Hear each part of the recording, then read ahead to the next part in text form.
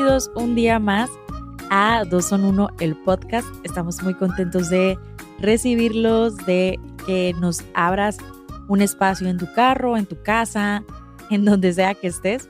Gracias por la confianza y amor. Bienvenido. Muchas gracias. Gracias por tenerme aquí una vez más como invitado. Es un placer compartir. Nadie más te ha confirmado y por eso nada más vengo yo. Es un placer compartir este espacio contigo, amor. Así es. Y bueno, para la plática del día de hoy no va a haber introducción ni va a haber pregunta. Claro que no. No hay nada. Porque vamos directo al grano. Así es, vamos a hablar sobre el documental en el que el Papa participa y se le cuestiona. Y es el documental Amén, producido por Disney, que pueden ver en la plataforma de Disney Plus o en Star Plus, dependiendo de en qué país se encuentren. Y wow, primero que nada, me pareció muy poco original el tema, ya que le robaron el nombre a una canción de los Montaner. Entonces, bueno, pues ya puntos menos. Ay, Fede. No, ya. Lynn y yo acabamos de ver este documental, Amén. Francisco habla o Francisco responde. Amén. Francisco responde. Sí.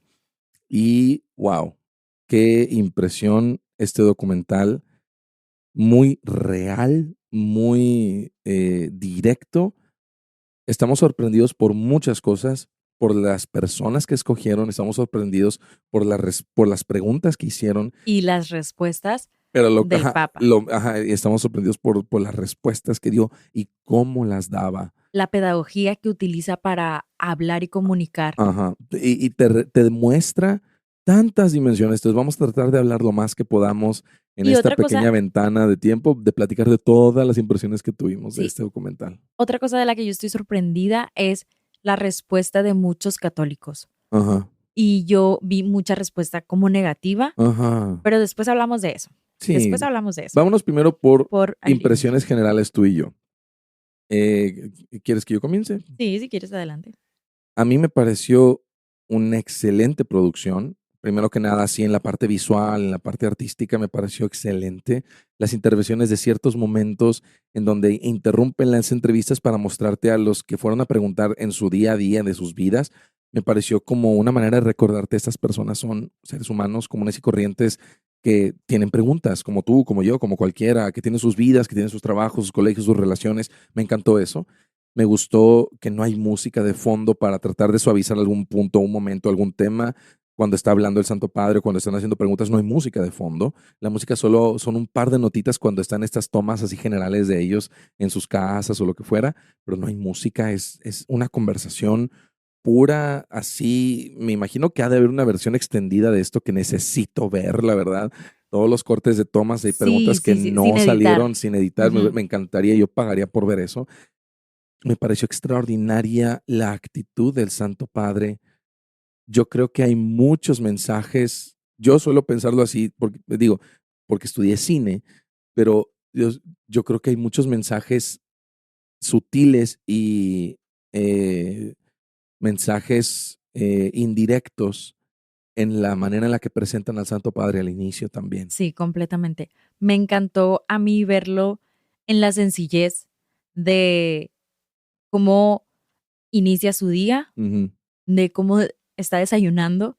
Me encantó, que me conmovió muchísimo el que él estaba buscando a toda costa que alguien se sentara a desayunar con él. Y quiere galletas, está muy buena. Están buenísimas, y el café. Quiere café, lo hace muy ya bueno. desayunaste. Entonces, yo no entiendo cómo es que esos guaruras tenían como la firmeza de decirle no, porque tenían que hacer su trabajo, claramente. Pero de eso no vamos a hablar ahorita, porque ese guardia se llama Bruno. Y no se habla de Bruno.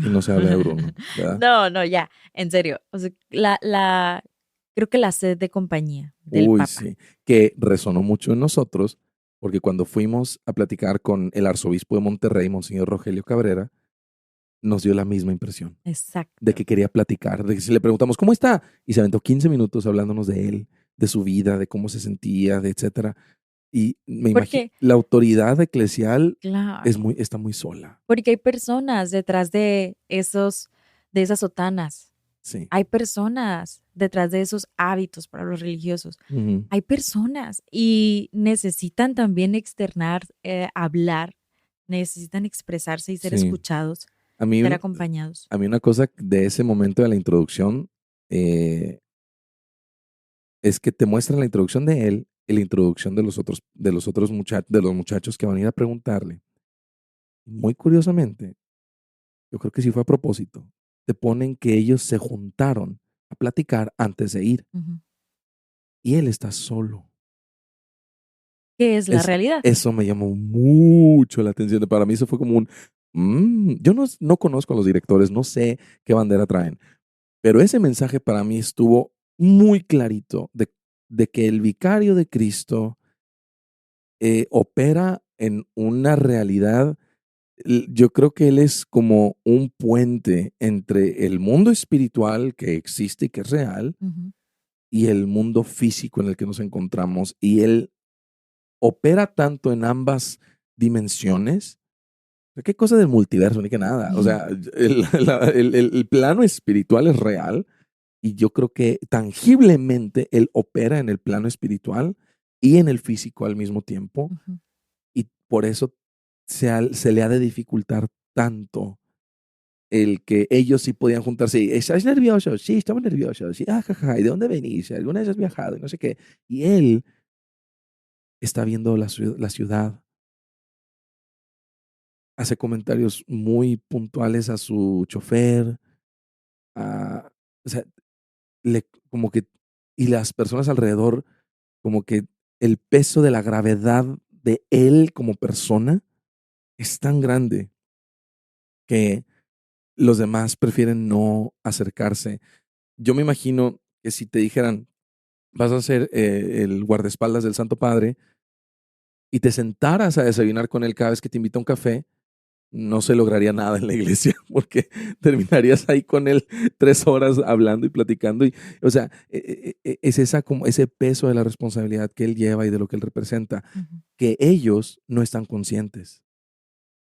Ellos se juntan entre ellos y jajaja, jiji, pero la expectativa de que él llegara los tenía súper nerviosos. Sí, y ahí me gustaría hacer una interrupción porque el Papa los desarma cuando él llega. Sí, Porque el Papa tiene una inteligencia emocional para conectar con las personas. extraordinario. Ajá. Entonces, cuando entra el Papa y nota un ambiente de tensión, de nervios, de vergüenza y de Y, incertidumbre. y pregunta, ¿quién murió? Sí, a mí me dijeron que yo iba a hablar con jóvenes. Aquí no hay personas jóvenes. Y entonces Sas. empieza el Papa a hablarles y a hacerles como ciertos comentarios que les quitan las barreras, que Ey, los rompe. exacto. Entonces me encantó esa forma en la que el Papa entra porque los hizo reír y yo creo que la mejor manera de conectar con alguien es hacerlo reír. Especialmente si le vas a predicar. Si le vas a predicar y si lo vas a confrontar. Ajá. Oye, las Sí, preguntas que hicieron son muy confrontantes y son sí. una realidad que hoy en día estamos viviendo todos. No creo que haya una persona que esté escuchando o que esté viviendo en este mundo que no se haya visto enfrentada A una de las a realidades que una ellos de esas, mencionaron. ajá, tanto aborto como feminismo, como los Migración, abusos, la la migración, migración, el extremismo familiar de la fe, los abusos de poder psicológico en las congregaciones sí, religiosas, eh, todo eso. Yo creo que todos nos hemos visto en algún momento confrontados por algo así, hasta el tema del dinero, hasta hasta el el tema tema del dinero. del dinero y Sí, claro, es que la iglesia tiene mucho dinero Ajá. y si la iglesia vendiera todo lo que tiene, pudiera alimentar al mundo Ajá. entero y acabar con el hambre. Sí, pero nadie habla de que la pornografía tiene 3 veces más capital que el Vaticano, ¿verdad? Pero Pero bueno, tampoco nadie habla de que la iglesia tiene muchos institutos de movimientos, beneficencia. exacto, tiene muchas asociaciones Ujú. que se Es la encargan de organización eso. más caritativa en la historia de la humanidad y también en el mundo actual. Es la organización con más casas de beneficencia, de alimento, de comida, de refugio, etcétera. Oye, simplemente las obras de misericordia, Ajá. a la que todos los católicos y cristianos, diría yo, estamos, no quiero usar la palabra obligados, Pero pero sí, sí, no, pues sí, de cierta manera sí. mandados, pues eso, son mandatos Eso, de Cristo, ajá. sí, totalmente. Entonces, Son la ¿en qué diferencia otro? entre salvarse y condenarse, Uy, sí, porque es lo que pasa en la parábola. así es. Tuve hambre, no me diste de No me, comer, sí, tuve sed, no me diste de beber, y que fuera al infierno ujú, donde no se apaga el fuego. Y los que sí lo hicieron, pasen benditos mi Padre. La ah, diferencia entre salvarte y así es, condenarte son las obras de misericordia. así es. Bueno, Dale. pero no nos desviemos del tema. Ya sé, pero fíjate Entonces, cómo genera el Santo Padre, el, simplemente en su presencia genera todo este diálogo. así es. Entonces, Entonces venga, empecemos por las personas que eligieron para el documental. ajá, Estaba platicando con una amiga y me encantó que el Papa dice habla mucho sobre las periferias, las periferias, las sí, periferias. Y mi amiga dijo algo que me resonó mucho y fue, hoy en día esas personas también son parte de las periferias. Y es cierto, es cierto. Las mujeres que defienden el aborto, las personas no binarias y todo este colectivo, ujú, las personas que han sido abusadas, sí, incluso por miembros de la iglesia, sí, los migrantes. Oye, hay cada uno de esos jóvenes que fueron elegidos, creo que es un ujú. representante de una periferia. Ateos que eran creyentes y dejaron de serlo, Ah, sí, ateos que eran entran en la creyentes. periferia también. O ateos porque sí, Es cierto, por es cierto. escepticismo. Y ahí sí entendería si cuando le preguntaban al Santo Padre, no sé cómo fue el proceso, no sé si él escogió, pero probablemente si le hayan preguntado qué tipo de jóvenes quiere que hablen con usted, seguramente contestó de las periferias. Tráemelos de las periferias. Y no por eso me refiero pobres. No, Y él no. mismo lo dice. O hambrientos. Ajá, no estamos hablando de Porque pobreza, estamos ya, hablando de la pobreza así es, espiritual. porque ya conocemos mucho de eso y ya Ujú, tenemos todos un llamado a hacer algo por esas personas necesitadas. Pero hoy en día esas periferias se han expandido sí, y también tenemos que ir por aquellos que están en una pobreza no solo económica o ajá, de salud, sino en una pobreza espiritual que muchas veces puede causar mucho más daño. sí, Yo a mis alumnos les digo mucho, cuando una persona que tiene todo, todo, se eh, cree que no necesita a Dios porque ajá, todo lo puede lograr por sus propias fuerzas, ajá, ¿cuándo se vuelve más piadoso? Cuando se ve enfermo, por ejemplo, y ya no hay ajá, algo que pueda hacer para sanarse. Y ahora sí, ¿a quién le pido? ajá.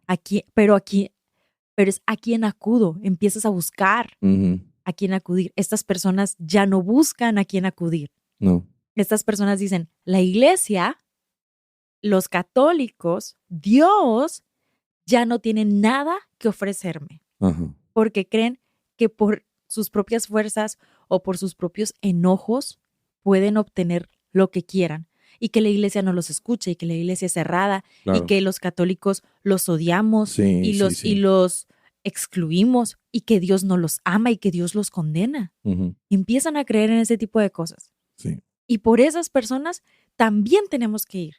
A esas personas también estamos llamados a evangelizar y sobre todo a amar. Porque creo que cuando los amemos primero, deberíamos preocuparnos por eso. Y cuando los amemos, ya después la evangelización se dará. así es. A mí lo que me llama la atención de lo que dices de las periferias es que me recuerda a la situación de vivienda aquí en la ciudad de Monterrey, que es que comprar casas en el centro o en las zonas del sur o donde está De plusvalía. la plusvalía es imposible. Es imposible. Y entonces, ¿a dónde se tienen que ir los matrimonios jóvenes que se acaban de casar? A las periferias de la ciudad. Ahí es donde está la única manera en la que encuentran cómo vivir. Y es porque a veces el centro está muy saturado y también sobrevendido, sobrevalorado, muchas cuestiones en donde el costo de vida se ha hecho altísimo, a veces innecesariamente en algunos aspectos. Ujú. Y lo mismo ha de pasar en la iglesia también, en donde estas personas viven en la periferia porque el centro está aconglomerado. El Papa mismo lo reconoce. O sea, hay gente mala trabajando dentro de la iglesia. Hay gente ¿Qué hace el mal? haciendo, sí, haciendo gente que hace el mal, no gente mala, gente que está haciendo el mal. Y hay que denunciarlos y hay que ir tras ellos. Pero esa es una parte. que le va a tocar a una persona encargada de eso y Dios los bendiga, ¿verdad? Y dice él, yo quiero trabajar con más personas aquí en el Vaticano, más personas comprometidas de bien. Yo quiero trabajar con más personas porque si yo me encuentro gente que no hace las cosas bien, Si yo alguien quiero del Vaticano está escuchando esto, y nos por quiere favor, contratar contáctenos. y nosotros vamos con Vámonos, todo y nos niña, nos vamos. vamos allá. Entonces, estas periferias genuinamente creo que son la respuesta al ausentismo que hemos experimentado en la iglesia después de la pandemia, a los problemas de organizaciones, a los problemas de abusos eclesiales, a los problemas del ultraclericalismo, al problema del orgullo laical, a tantos problemas, la periferia es la solución. Y yo creo que el Papa no nos lo puede decir más claramente. Y este documental yo creo que también lo demuestra, porque con todos y cada uno da una respuesta sin hacer concesiones, sin comprometer su postura ni suavizar el argumento y sin darle tampoco perspectivas relativistas a lo que cada uno dice o hace. Y sin condenarlos. Tampoco los condena. ¿No? Y eso, la verdad, es que a mí me recuerda mucho a Jesús. Sí. ¿Cuántas veces escuchábamos de gente perseguida en el Evangelio, en los Evangelios, de gente perseguida que literal estaba siendo condenada por el mundo entero? Sí. Y Jesús no los condena, Jesús No. los perdona. No. Que a mí me sorprende eso, simplemente me sorprende. Jesús es más duro con Pedro porque estaba cerca de él. por querer evitar la voluntad de Dios y la misión de Cristo. Es más duro con él que con la mujer que sorprenden en adulterio. Claro. No solo porque estaba más cerca de él, por supuesto, sino porque también a Pedro lo cacha en el acto. Espérate, o sea, calma. Y yo creo que a Pedro lo caché en varios actos, ¿verdad? Y le mocha la oreja y esto, el otro. O sea, es esta cuestión de que el Papa habla con una genuina extensión de la misericordia de Dios hacia estas personas. Una actriz pornográfica que está ahí. ¡Qué fuerte! Y que ¡Qué lo fuerte! dice y que está orgullosa de hacerlo y que no le tiene miedo y que está feliz y contenta haciéndolo. Él la mira y primero él trata como de evitar hablar del tema porque sabe que él entendió a la primera que no era un tema donde tenía que convencerla de nada. Porque ella estaba firme en su decisión. Y ella no le insiste, ella no insiste. La muchacha católica feminista sí insiste.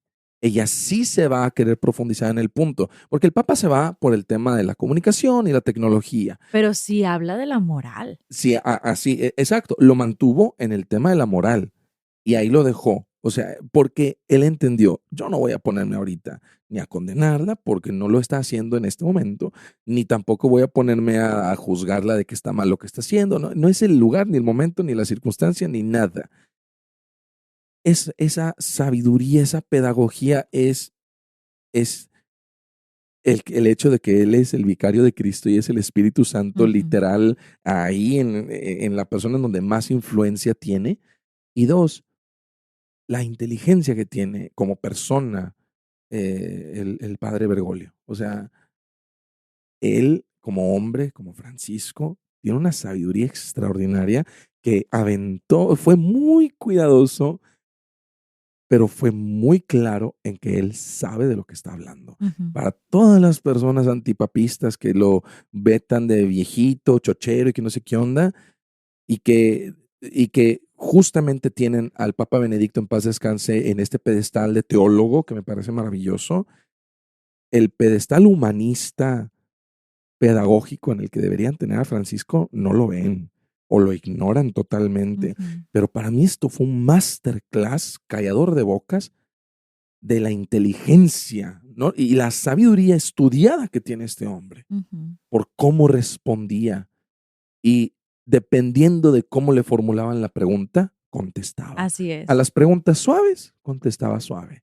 Y a los que quisieron aventar trampa, respondió como Cristo y les aventó la trampa enfrente. O sea, se les regresó la trampa para que ellos cayeran. Así es. Y a los que preguntaron con violencia, contestó con una violencia pacífica. O sea, llegó un punto en el que el ateo le dijo, ¿cómo puede ser que este muchacho abusado tiene que venir hasta el Vaticano a hablar con usted y todos los que no pueden venir? ¿Cómo dice usted que hoy va a comenzar esto solo porque él vino? Con mucha violencia el reclamo. Y el papá le contesta con una violencia pacífica y le dice, no te confundas, esto tiene años trabajándose, no es de hoy.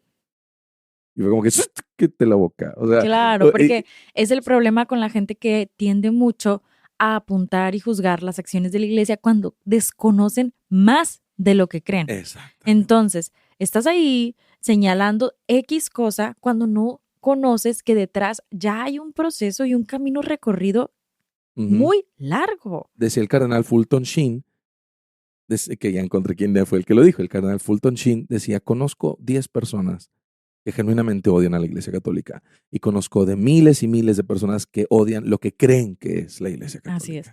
Ahora, me gustaría que hablemos un poco sobre las respuestas que dio el Papa. Venga. Y quiero yo aclarar o hacer énfasis en esto de que el Papa sabía muy bien con quiénes estaba hablando.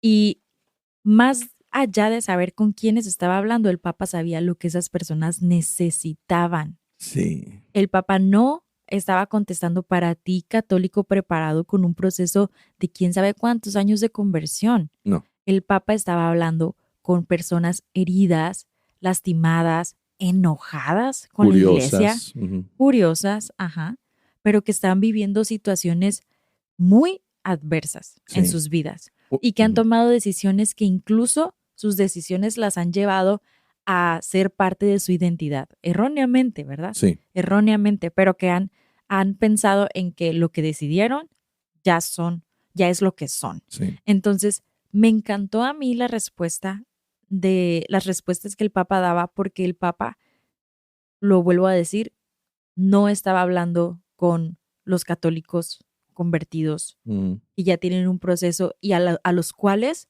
puedes exhortar a decirles, hey, esto no, hey, tu camino de conversión, hey, estás fallando en esto. No es la manera en la el primer contacto que deberías de tener con una persona de las periferias no debería ser castigándolo o condenándolo. No, y yendo más allá con este punto que dices, expandiéndolo un poco, el Papa sí le habla a una persona, hija de padres del movimiento neocatecumenal, que es un movimiento muy radical. Cuando digo muy radical, es con mayúsculas y en negrita, muy radical. Y la manera en la que le habla a ella es como debes asumir que te hablaría a ti cuando eres una persona católica radical, una persona católica comprometida, y le habla de su testimonio de fe. Y de que va a ser probado. Y le dice, vas a ser probada. O sea, como, ay, es que no me sentí. Ahí está esta muchacha María, que representa a los católicos comprometidos. Ahí está ella. Y ella tiene los pantalones. Y bárbara, María, sí. Si escuchas esto, te mandamos un aplauso. Por la manera en la que contestaste. Por la manera en la que estuviste. Y la firmeza. Porque también yo me imagino, o sea, María tomó la postura que yo quería tomar de estar del lado del Papa, contestándoles a ellos también, respondiéndoles, como diciendo, hey, pero no manches, o sea, pobre de ti, ¿qué onda con esto? ¿Cómo puede ser que te dejes esto y lo otro? O sea, me encantó. A ella, el Papa le habla desde la crisis de fe que ella experimenta, porque ella lo que experimentaba es un dolor de que su fe es poco compartida.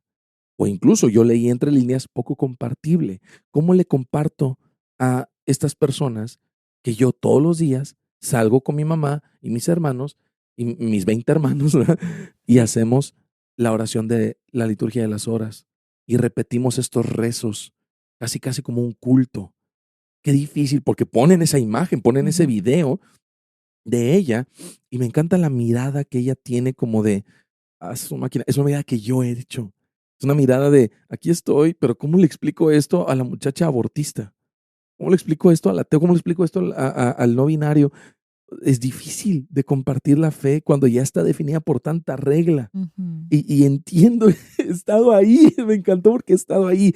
Y la respuesta del Papa tampoco fue, no, es que tu fe, es que te falta arrodillarte, es que te falta comulgar de rodillas, te falta comulgar en la boca, en la mano. La respuesta del Papa fue, qué hermosa es tu fe, qué valiente, prepárate porque va a ser puesta a prueba. Y yo dije, y tú dijiste, ya está haciendo por esta prueba aquí en este momento. Y yo Claro. dije, si eso le está diciendo ahí, donde ya fue puesto, ¿cuál va a ¿Qué ser le la prueba? espera? ¿Qué le espera? Probablemente como fruto de lo que ella dio y dijo en este documental. Ujú, Y ujú. oramos por ti, María, de verdad, oramos por ti. Pero esa es la respuesta que uno como católico comprometido también debe esperar. Porque el Papa no te va a hablar como le habla a los de las periferias. No te va a hablar, ajá, exacto, exacto. Y que me sorprende porque el Papa primero empatiza con ellos, empatiza con su dolor. Por Total. ejemplo, me sorprende con los migrantes, ¿no? Que el Papa les dice, es que eso es algo injusto Sí, y yo lo reconozco como injusto. sí. Y el hablar del migrante es un área o es un continente todavía no explorado No, ajá. o un continente en el que no se ha trabajado, no, que no está conquistado. Donde sigue habiendo esclavitud. Y lo Exacto, de dice, diferente forma, pero hay esclavitud. es esclavitud, lo cual da como fruto la muchacha que se dedica a la pornografía. Exactamente, que ahí me sorprende porque la feminista, bueno, la de Católicas por Derecho a decidir. eso. Ella dice, se preocupa mucho por si en su trabajo hay violencia, o sea, en el trabajo De la actriz sí, pornográfica. eh, ¿Te sientes segura? hay ¿Hay violencia, violencia? pero ella externó, aquí estoy en mi casa con mi hija, puedo ser madre, ella se despierta y se duerme con su mamá presente. Ujú. Y cuando trabajaba, me iba Antes de a, que se despertara y y regresaba regresaba y ella. ya estaba dormida. Ujú. A ver, y esto lo digo, ojalá haya personas que luchan por la dignidad de la mujer. Eso Ahí. es lo que nos debería de preocupar. Primero, Ujú. que las mujeres no tuvieran esa alternativa de tener que ir a recurrir a vender sus cuerpos para poder darles vida dignas a sus hijos. Ojalá el O derecho a decidir que estén protegiendo sea poder decidir un trabajo noble que te permita también ser mamá. ser madre, exacto. Y precisamente la maternidad no es lo que nos esclaviza como mujeres, es la sociedad tan Ey, injusta y las condiciones tan raquíticas que se nos ofrecen, tan pobres, y sí. las condiciones poco dignas de trabajo. Ujú. Porque esta mujer, siendo madre, tenía que enfrentarse a eh, dejar a su hija, quién sabe con quién sabe qué persona. No sabemos. ¿Y a qué puedes exponer a tus hijos cuando suceden ese tipo de cosas? A las católicas por el derecho de decidir, les digo, antes de preocuparte por una mujer que aborta y que no tiene un lugar en la iglesia, deberías de preocuparte de qué condiciones se le ofrecen a esa mujer para que no tenga que decidir por el aborto, para que no tenga que ver el aborto como una opción, o la pornografía, o la prostitución.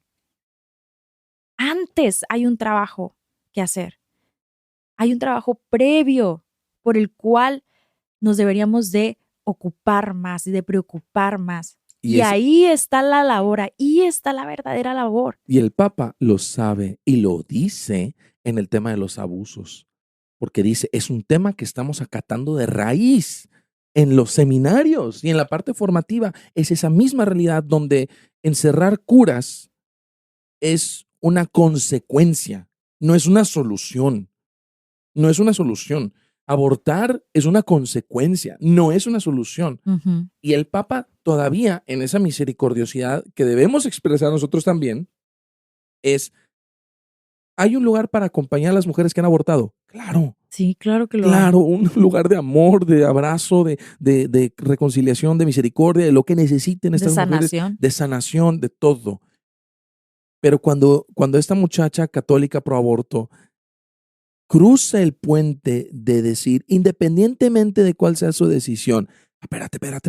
A ver. No, no busques no busques moverte en dos planos morales simplemente porque quieres agradar a la persona. No va por ahí. La persona está en condiciones que no son favorables para su dignidad como mujer. Y empieza por el tema de por qué el aborto es la opción, Ujú. por qué siquiera es la opción.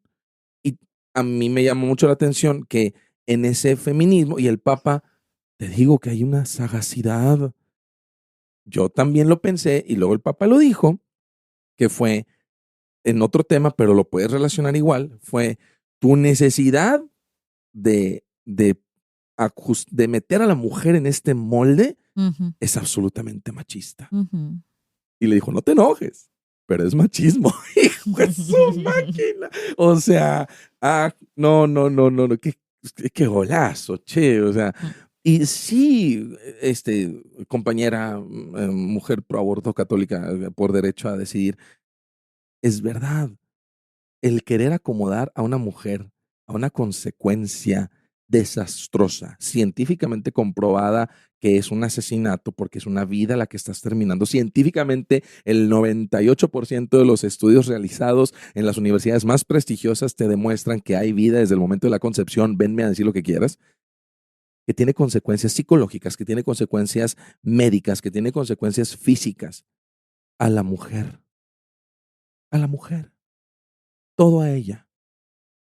En cambio, al hombre, que es parte de la vida que se creó, no lo quiere someter a ninguna consecuencia. Eso es machismo. Claro. Eso es poner al hombre en ese pedestal. Y el Papa lo cacha y logra, ojalá, lo que logró con esta muchacha haya sido que ella se cuestione qué estoy haciendo defendiendo lo indefendible, por ese sentido. A mí me gustó mucho también el diálogo con la muchacha que fue religiosa. Sí. Se me hizo uno de los más fuertes, casi tan fuerte como este muchacho que sufrió el abuso. Pero esta muchacha que fue religiosa y que se salió y que ya es ateo y que no saben qué cree, que me pareció tan fuerte porque la frase que le dijo el Papa a ella fue: lo más valiente que pudiste haber hecho es hacer tu distancia y salirte. Pero Hijo eso. no la dejó ahí. El Papa le dijo, a las cosas hay que ponerles nombre y apellido. Esta congregación que se llama tal, fue la que me provocó esta crisis. Sí. Fue la que me obligó o que me orilló a salirme. Sí. Esta. El Papa no le está diciendo, qué bueno que te saliste y que dejaste de creer en Dios. No, el Papa le está diciendo, acuérdate que no fue Dios. Fue las condiciones que se vivían en esa congregación. Y también le dijo, tú dijiste que fuiste al Vaticano en una peregrinación y que ahí en la ostentacidad y lo opulento y la opulencia y la elegancia de Francia, ahí fue donde te diste cuenta que tanto poder y tanta cosa y Dios no está aquí, no sé qué onda. Y el Papa le dijo, te fuiste a buscar la iglesia donde no está. O sea, te recuerdo que la iglesia está en las periferias. Y a mí me hacía eco a lo que mencionaba de la religiosa en Haití, a la que acababan de matar hace 20 días de cuando filmaron el documental. Ella, ahí está. O sea, ¿por qué no fuiste a visitarla a ella? ¿Verdad? Que era lo que a ella le ardía el corazón. El amar. Ella decía, yo entré por esta necesidad de amar. Y al necesitado. Al necesitado. Ahí está. Entonces. Cuando se desvió de eso, es cuando empezó como a dudar, exacto, cuando se fue al centro, sí, no a las periferias. Exacto. Entonces, qué fuerte y qué importante el no perder de vista la misión a la que Dios nos ha llamado. Yo no dudo que a ella Dios la haya llamado a esa misión. Yo no lo dudo. Pero cuando empezamos a ver la autenticidad, cuando empezamos a ver tanto incluso protocolo, tanta burocracia, exacto, todo cuadrado, ahí es cuando empezamos también a encajonar y a ponerle paredes a la acción del Espíritu Santo. Y la acción del Espíritu Santo se mueve con mucha libertad en donde no está esa mentalidad cuadrada. Tenemos que... La saturación de los centros, o sea, así es. El centro como un centro de gravedad es en donde se encuentra más fuerte la fuerza gravitacional y es en donde más difícil es manejar temas teológicos o doctrinales y hay gente que se dedica a eso, Dios los bendiga, pero el cristiano nominal el cristiano por nombre y bautizo no está llamado a morar en el centro. No. No estamos llamados a ir a vivir al Vaticano. Yo me acuerdo una vez que le pregunté a mi mamá, que yo estaba chiquillo, le dije, ¿por qué no nos vamos a vivir todos al Vaticano? Todos los católicos que vivíamos en el Vaticano. Y compramos Roma y nos vivimos todos en Roma. O algo así. Y mi mamá dijo, es que ese no es el llamado. Ese no es el llamado. No estamos llamados a vivir todos en el Vaticano. Vivimos en la periferia. Y el ejemplo para mí más claro de eso es María, que va a la periferia. Uh-huh. María, no la muchacha, sino María, nuestra Madre del Cielo, se aparece en la periferia. Y ahí está el ejemplo más claro que se puede poner, la verdad. Exacto, justamente es lo que quería como aclarar de lo que acabo de decir. Conozco a 2 tipos de personas, las que son muy formadas y muy cuadradas y las que son muy formadas y que tienden mucho al amor y a dejarse usar por el Espíritu Santo. Estas personas, el primer tipo de personas que dije, ellos suelen más señalar y apuntar a la gente. Tú tienes que ser así, tú tienes que ser esto y estás esto y lo que estás haciendo está mal. Y eso es muy doloroso. Es muy doloroso porque quieres meter a la persona en un molde. Y en la infinita cantidad de combinaciones que una persona está creada, es muy difícil meterla en un molde. Pero conozco a otras personas que son muy formadas, que leen mucho, que tienen diplomados, que tienen mil cosas, pero que no pierden de vista la misión a la que Dios les llamó. Uh-huh. Y aquí le mando un saludo y un fuerte abrazo a mi compañera de trabajo, Elba, que yo la veo ir a esas periferias. Ella se va a Oaxaca a misionar y tiene 20 años, si no me equivoco, misionando ahí. Wow. ¿Quién le dice cómo va a hacer las cosas ahí? ¿Con qué realidades de vida se enfrenta? Uh-huh. ¿Cómo le vas a decir a la gente de qué tan larga tiene que usar la falda o cómo tiene que ser la misa? Uh-huh. Cuando a lo mejor sus necesidades no van primero por ahí. No. Sus necesidades puede ser que sean de hambre, de protección, de salud. De seguridad. De seguridad. Y que cuando ella viene a Monterrey y vive su vida normal, opera bajo estas reglas aquí en Monterrey, bajo los dictámenes aquí, la iglesia se adapta a la periferia. Siempre ha sido así. María se presentó en México como nosotros. O sea, Elba en la periferia opera como la iglesia necesita operar en la periferia, bajo esas necesidades que dices. Pero cuando Elba viene a misa aquí, pues no va vestida tradicional oaxaqueña, ¿me explico? Ese es el punto, que Elba no entra en un molde que la va a definir siempre. No, así no es, ese no es el punto. El punto es la misericordia. El punto es la respuesta a la necesidad de la conciencia. Elba sabe lo que sabe porque va. Porque va. No le cuentan. No se va a investigar y lo googlea. No, va y está ahí. Y sí, le mandamos un abrazo y un saludo y una bendición y una oración por ella. Y yo creo que este tema va a dar para otro episodio de estos. Porque sí, de verdad, si no lo han visto, se lo recomendamos ampliamente. Nada más por eso vale la suscripción gratis de un mes de prueba para que lo veas. Y yo creo que en el episodio siguiente seguiremos platicando un poco de esto porque hay un tema que acabas de mencionar, que el Papa también menciona. Y yo creo que voy a hacer eco de eso en nuestro siguiente episodio. Muy bien. Pero por hoy, muchas gracias por escucharnos. Gracias por recibirnos en sus hogares, sus casas, sus carros, donde sea que se encuentren. Que tengan un excelente día. Cuídense mucho. Sean santos y nos vemos a la próxima. Bye.